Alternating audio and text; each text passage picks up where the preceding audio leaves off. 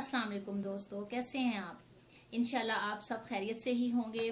जी, आज का जो हमारा टॉपिक है वो है बच्चों की तरबियत में वालिद का किरदार। आज हम इस बात को शेयर करेंगे कि बच्चों की तरबियत में वालिद का क्या किरदार होता है।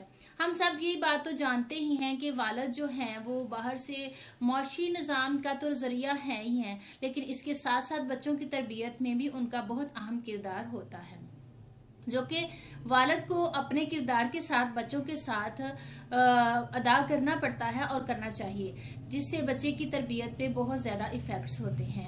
आपने देखा होगा जब आप किसी सिक्योरिटी जोन में जाते हैं तो वहाँ जगह जगह आपको लिखा हुआ मिलता है कि आपको कैमरे के साथ चेक किया जा रहा है, या कैमरे की आंख आपको देख रही है या देखती है। ठीक है, तो आप ये चीज़ देख के या पढ़ के आप उस वक़्त फ़ौरन से अलर्ट हो जाते हैं।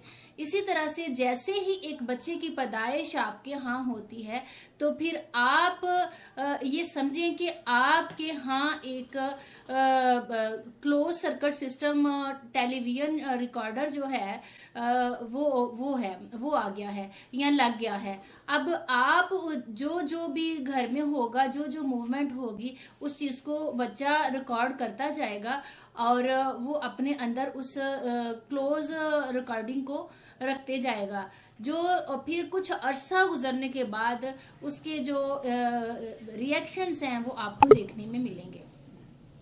अब बच्चा जब पैदा होता है तो इसके अंदर एक नॉर्मल जैसा सिस्टम SOPs यानी कि स्टैंडर्ड ऑपरेटिंग प्रोसीजर, ठीक है, और इसके अलावा TOR टर्म ऑफ रेफरेंसेस बच्चे में नहीं होते। इसी तरह इसमें कॉन्शियस माइंड नहीं होता।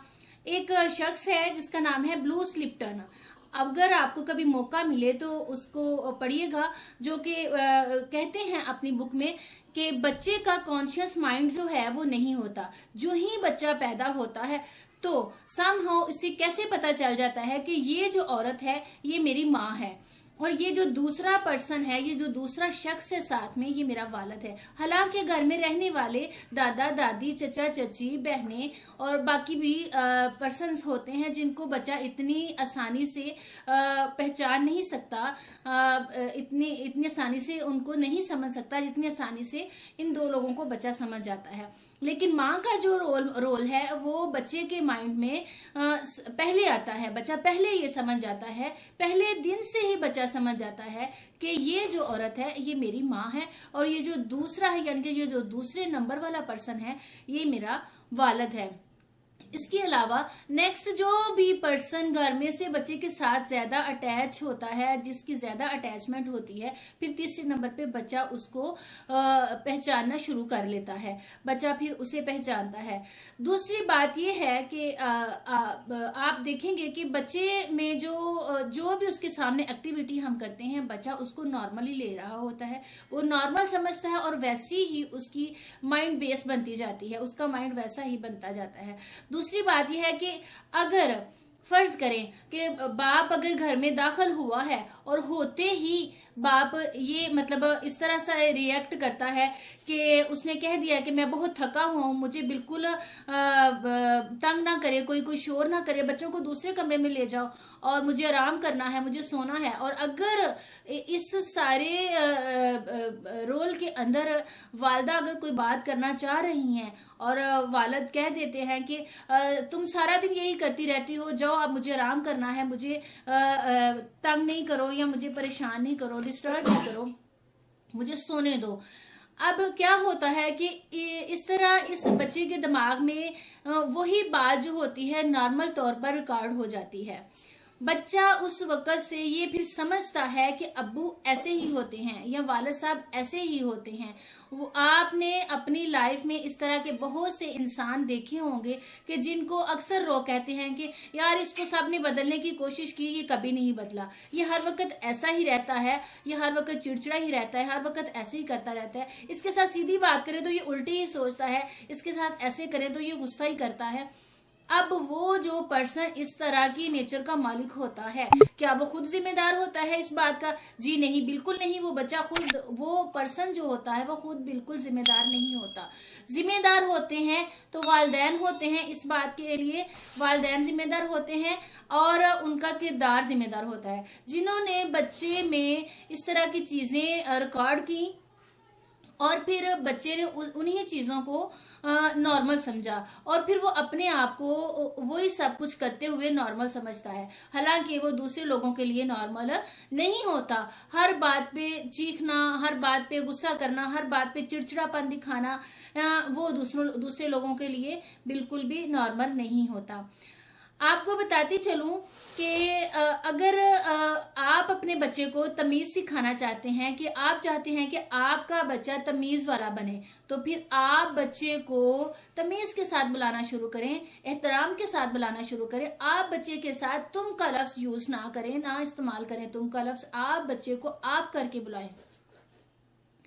या फिर अगर कभी ऐसा हो कि घर में मुलाजमीन होते हैं, आप उन्हें तुम करके ना बुलाएं। अगर आप अपने बच्चे को तमीज़ देना चाहते हैं, तो अगर फॉर एग्जांपल कोई मुलाजम है, आप उसे बुलाएं कि खालद इधर आइएगा ज़रा, मुझे पानी तो दीजिएगा। जब आप मुलाजमीन के साथ इस तरह एहतराम के साथ पेश आएंगे, एक तो आपका बच्चा एहतराम करना सीखेगा, बड़ों की इज्जत करना सीखेगा, दूसरा वो मुलाजमीन को भी इज्जत एहतराम देगा, जो कि आपकी शख्सियत, बच्चे की शख्सियत के लिए बहुत ज़रूरी है।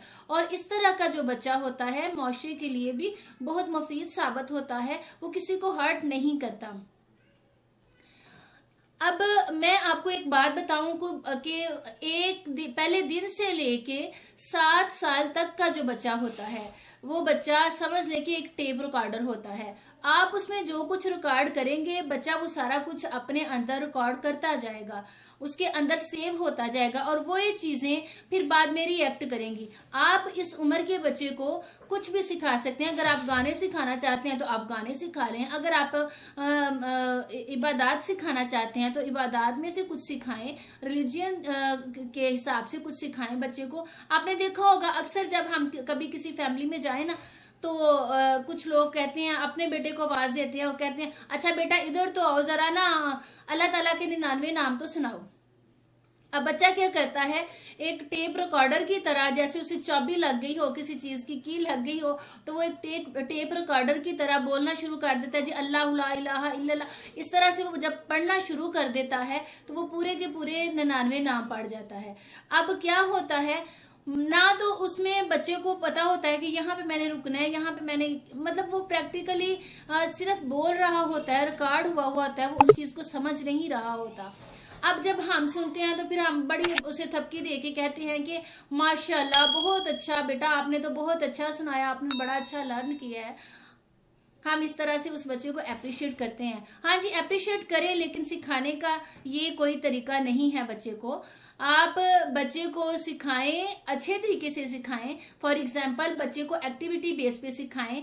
फर्ज करें अजान हुई है, वालिद का जो रोल मॉडल है, वालिद उस वक्त उठे, वजू किया, अपनी टोपी ली और मस्जिद की तरफ चल पड़े। घर में जो बाकी लोग हैं, वालदा हैं, बहनें हैं, जब बच्चे के सामने वो बावजू होंगी, दुपट्टा लपेटेंगी, जाए नमाज पे खड़ी होंगी, तो फिर बच्चा जब तक 5 साल का होगा, 5 साल का होते होते बच्चा जो होगा नमाज को वैसे ही सीख जाएगा और आपको बच्चे को ये कहना नहीं पड़ेगा कि बच्चे बेटा आप नमाज पढ़ें या अजान हो गई आप नमाज पढ़ें। अब जो चीज़ बच्चे ने शुरू से देखी है आपके अपने सामने अपनी आंखों से कि ये होता है, ये घर का असूल है, ये SOPs हैं, वो उन पे ही चलने की कोशिश करेगा और वैसे ही चलेगा। जी, तो एक वालिद के लिए जो बात है कि रोल मॉडल वालिद कैसे बन सकता है, देखिए अगर आपका बच्चा छोटा है या एक दिन का आपका बच्चा है, जब वो बच्चा पैदा हुआ है तब से ही आप देख लें, तब से लेके